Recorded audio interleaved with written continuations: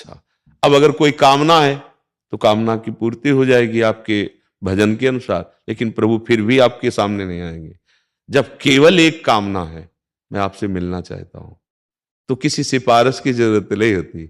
ये नाम ही सबसे बड़ा धन है, बल है, ज्ञान है, प्रकाश है, या उसी प्रकाश में दर्शन हो जाते हैं। जितने भी सिद्ध संत हुए हैं सब नाम के प्रभाव से हुए। पक्का समझ लो, विश्वास कर लो जी। ज्योति जालान जी सूरत से।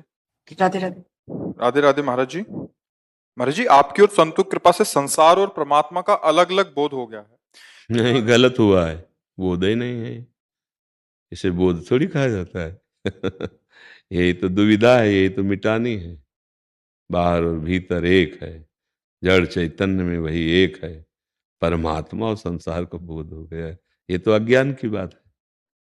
ज्ञान की बात है, वासुदेवा सर्वमिति सा महात्मा सुदुर्लभा, ईशावास्यमिदं सर्वम यत्किंच जगत्याम जगत, सब कण कण में वही मेरा प्रभु है। ये बात देखो, हम लोग क्या करते हैं, बातें सुन लेते हैं और मान लेते हैं बोध हो गया है। तो हमें लगता है केवल बातों से कोई चक्रवर्ती सम्राट नहीं बन जाता, बहुत बड़ा युद्ध करना पड़ता है, सब राजाओं को अधीन करना पड़ता है। ऐसे काम क्रोध लोभ मोह मद मत्सर, इन पर विजय प्राप्त किया हुआ स्थूल सूक्ष्म कारण तीनों का त्यागी, फिर वो बोधवान कहा जाता है। किसका प्रश्न था? हाँ माता जी, आत्मबोध पूरा जीवन लगे रहते हैं ज्ञानी महात्मा जन। शास्त्र ज्ञान होना एक अलग बात है, लेकिन बोध होना एक अलग बात है। बोध शब्द से हम बोले, अगर आप शास्त्रीय ज्ञान की बात करते तो हम हाँ में हाँ मिला देते कि संसार का अलग स्वरूप वर्णन किया गया है, भगवान का अलग स्वरूप वर्णन किया गया है। लेकिन जो बोध शब्द है वो ये वर्णन वाला विषय नहीं, ये अनुभव का विषय है। ये अनुभव मत्तः परतरम नान्यत किंचिदस्ति धनंजय, किंचन मात्र भी श्री कृष्ण के सिवा कुछ नहीं, तो संसार कहां रह गया? वो स्वयं कह रहे हैं ना, मत्तः परतरम नान्यत किंचिदस्ति धनंजय, किंचन मात्र कुछ मेरे सिवा। यो माम पश्यति सर्वत्र सर्वम च मयि पश्यति तस्याहम न प्रणश्यामि सच में न प्रणश्यति। तो हम नाम जप करें, शास्त्र स्वाध्याय करें। देखो, श्रद्धावान लभते ज्ञानम तत्परः संयतेन्द्रिया। अब दोबारा शब्द आया है, ज्ञानम लब्ध्वा पराम शांति मचरेणादि गच्छति। शास्त्र ज्ञान हुआ तो इंद्रियों को अंतर्मुख करके तत्परा, जो ज्ञान हुआ उसके परायण हुए और जितेंद्रिय हो गए, शरीर राग छूटा, तब वहां पहुंच होती धीरे धीरे।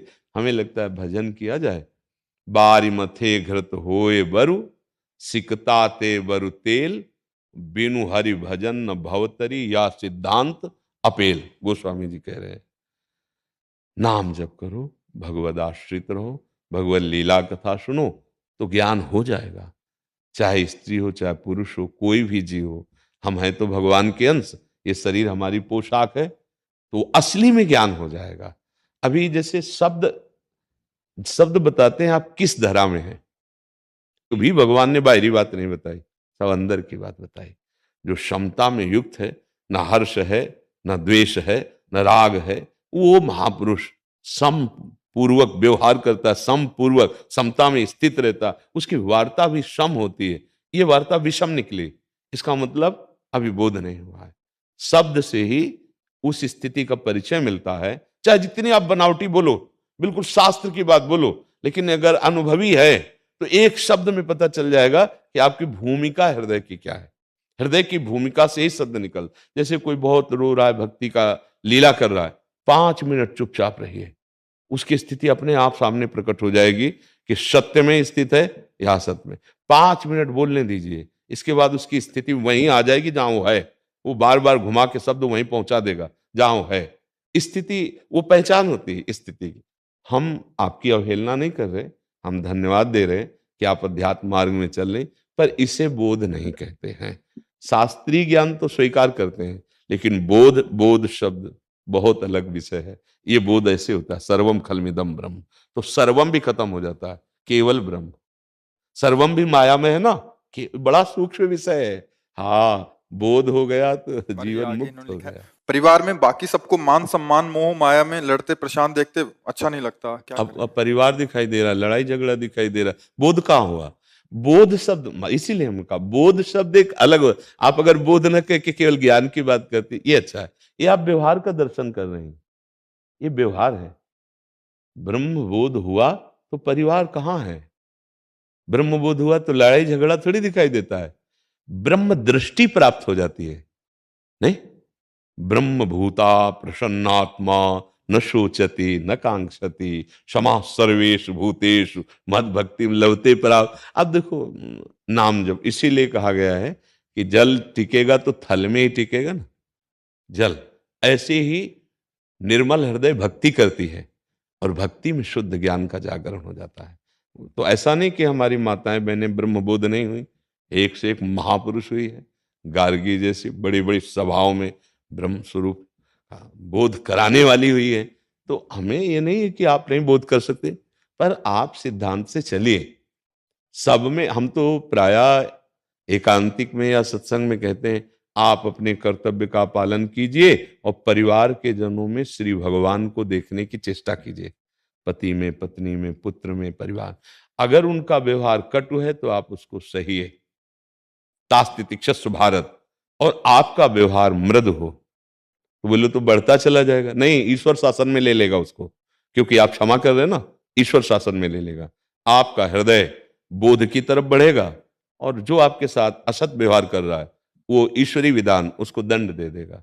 हम ऐसी भी भावना न करें, तब हम आगे अभी तो शुरुआत कर रहे हैं। जब स्थिति में आएंगे तो हम, मेरे सिवा कोई है ही नहीं, बोध का, भक्ति का स्वरूप है, आपके सिवा कोई नहीं, तो मुझे लगता है ठीक है नहीं। या लड़ाई झगड़ा देख के असंतुष्ट होना, ये भी ठीक नहीं है।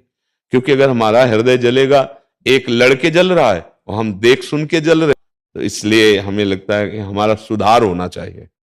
वो नाम जप से, भगवद आश्रय से, सत्संग सुनने से होगा। अगर आपको इसमें कोई संशय हो तो आप कह सकते हैं जी। एक कंपनी होती है जिसमें बहुत सारे वकील काम करते हैं, उनको तनख्वाह मिलती है और उसमें गलत गलत और सही दोनों प्रकार के क्वेश्चन मतलब मुकदमे आता है। तो अगर मैं किसी दोषी को निर्दोष साबित कर देता हूँ कोर्ट में, तो मेरे को दोष लगेगा पक्का। पर लेकिन मैं तो जिस कंपनी में काम कर रहा हूँ वो मेरे बच्चा, कंपनी नहीं, तस्मात् शास्त्रम प्रमाणन्ते कार्यकारो व्यवस्थित हो। कंपनी हम शब्द से प्रमाणित नहीं कर सकते, हम तस्मात् शास्त्रम प्रमाणन्ते। आप जानते हो कि ये दोषी है तो आप धन लोगे ना, इसीलिए तो आप अपनी सारी बुद्धि का बल लगा के उसको जिताओगे, तो आपको तो फिर दोष लगे। गुरुदेव, फिर तो ऐसा नहीं होगा कि मैं जो कंपनी में काम कर रहा हूँ। बच्चा, हमें कंपनी से मतलब, आप जहां प्रश्न कर रहे हो ना वहां फाइनल पे है। हम ना तो किसी कंपनी को दोषी समझेंगे और ना हम किसी सिद्धांत को, हम आपको समझेंगे। आप जानते हो आपके भाई की हत्या किए हो और आप उसे दोषी जानते हैं, तो आप उसे छोड़ देंगे? नहीं छोड़ेंगे ना। आप पूरा बुद्धि बल लगा फांसी में चढ़ाएंगे कि जानता हूं मेरे भाई की हत्या की। तो अब वो दूसरा व्यक्ति है, इसलिए आपको दया नहीं है। आप बुद्धि बल से जीतकर आप पैसे लेंगे और आप कहोगे मेरा तो धंधा है, बस ऐसा नहीं। क्या करूं गुरुदेव, अभी जो सेक्टर आप क्या, बड़े बड़े वकील आए हैं, हाई कोर्ट के वकील आए हैं, 10-10 बैठ करके वार्ता किए, सुना था ना। हम तो यही सलाह देंगे बच्चा कि अपनी बुद्धि का प्रयोग करो निर्दोष को बचाने में और दोषी को दंड देने में। भले साइकिल से चलो और नमक रोटी खाओ, तो तुम्हें भगवान की रक्षा प्राप्त होगी और भगवान की कृपा। लेकिन गुरुदेव, जैसे कंपनी में काम कर रहा हूँ वहां पे मेरी, अब बच्चा, हम कभी कंपनी में काम नहीं किया तो वो परिस्थिति हम जानते नहीं। हम तो केवल तुम्हें शास्त्र की बात बताए और आप सुनने क्या आए हो, शास्त्र की बात सुनने आए हो ना बच्चा, आखिरी फाइनल की बात। क्योंकि बच्चा, व्यवहार में ये सब लीलाएं, नौटंकी, नाटक माया का हो रहा है, लेकिन इससे बच के निकल जाओ। देखो, बहुत विवेकवान हो, भगवान ने कृपा की, आप यहां बच के निकल जाओ बच्चा। वो धन न तुम्हारे को अच्छा सुख देगा, आगे चलकर जो तुम परिवार की वृद्धि करोगे उसमें भी वो सुख नहीं दे पाएगा। हमारी प्रार्थना याद रखना, साइकिल से चलोगे, नमक रोटी खाओगे, भगवान तुम्हारी रक्षा करेंगे और तुम एक दिन ऐसे वकील होगे कि सब डरेंगे तुमसे, सब डरेंगे कि इसके पास केस गया तो चाहे करोड़ों की अटैची दे दो, बंदा फांसी पे चढ़वा ही देगा, क्योंकि वो सत्य पे चलने वाला है। ये तुम्हारी होगी पोजीशन। ये पोजीशन नहीं होगी कि चाहे जितने बड़े वकील हो, पैसा दे और बिक जाएगा, मुकदमा जिता देगा। तो तुम मुकदमा हार जाओगे, वो तो जीत जाएगा। जिंदगी का मुकदमा फाइनल में हार जाओगे बच्चा। हमारी प्रार्थना मानना। राधा, लाओ वो ब्राउन वाली लोई लाओ और सबको ये बुलाओ। हमारी राधे श्याम। हाँ, महाराज जी एनएसजी कमांडो है। हाँ, सब प्रसन्न रहो और जितना बन सके नाम जप करो, खूब स्वस्थ रहिए और हमारे राष्ट्र की सेवा में। पर जी लाख नाम जप कैसे होता है? 1 लाख नाम जप कैसे पहुंचे ऐसे कुछ? 1 लाख क्या, हर श्वास में जपना है। कई कई नाम एक एक श्वास में जपो, गिनती काहे को करो।